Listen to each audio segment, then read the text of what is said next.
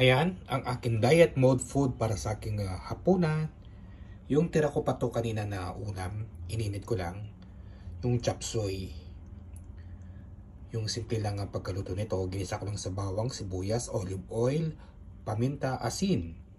At isang kutsarang oyster sauce. Ang tanging gulay na nilagay ko dito kundi cauliflower, repolyo, carrots, green pepper, at celery.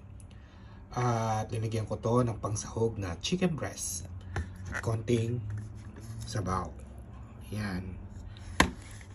Konting-konting asin lang to guys ha. Matabang ito. Pero gayon pa man ay masarap. Ang amo ko ay nagbigay ng pagkain ulit. Pero di ko na makakain yung kanin lang no. Kukunin ko lang yung mga chicken. Yun ang kakainin ko. Ang tawag dito yung chicken tawog. At may yellow rice yan no. Bigay ito ng aking amo. Meron silang mga sausawan, yung tahina, tsaka meron pang salad. Siyempre meron akong mga prutas din na pagpipilian ko. Meron orange, meron banana. At siyempre, kakain pa rin ako ng pipino, no? Nakalimutan ko lang bumili ng apple. Pero okay lang. Okay na yan.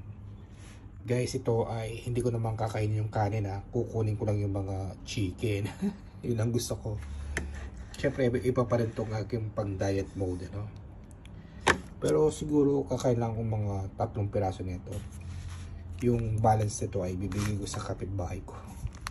Okay guys, halip po kayo. Saluhan po ninyo kumain itong aking hapunan. Thank you for watching. Bye.